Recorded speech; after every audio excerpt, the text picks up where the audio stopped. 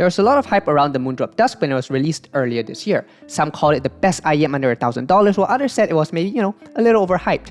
Here's my take on it. Yes, I do think that the DUSK with its DSP default setting is one of the best IEMs that you can buy, and then its asking price of $360 is one of the best price to performance IEMs in the market today. The DUSK uses a new meta tuning strategy where a population average HRTF is used as a sort of anatomical baseline for the tuning, and then a preference tilt is added on top, as we know that most people probably prefer a bit more bass and less treble. And we can see on the frequency response of the DUSK here that it falls neatly within the gray region of the preference bounds, meaning that most people are likely to enjoy its sound signature. Personally, I find that the tonality is right on point. There's a very strong control over the timbre, and the notes of each instrument feels accurate in any given passage. This leads to a very strong technical presentation. Resolution is excellent, and layering and imaging are fantastic. Soundstage width is good, but more importantly, there's some soundstage depth as well, which is something you don't really find in a lot of IEMs. And lastly, the ergonomics of the DUSK is surprisingly good.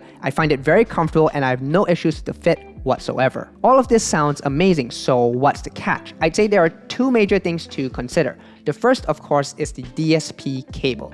This cable introduces a little bit of noise, and more importantly, it limits you on what types of devices you can use it on. The second is the treble, where it can be a little bit too bright for some people. I personally don't find it too sharp or peaky, but it can be a little bit distracting when the hats and cymbals are sort of pushed forward in the mix. And I also find that the timbre can be a little bit brittle sounding. I do have a few other nitpicks about this IEM, and you can read all about that in my full written review over at the audio files comparing the DUSK to a few other new meta IEMs like the Dunu Da Vinci. Overall, the DUSK is a superb IEM and has mostly lived up to the hype for me. But preferences are a funny thing.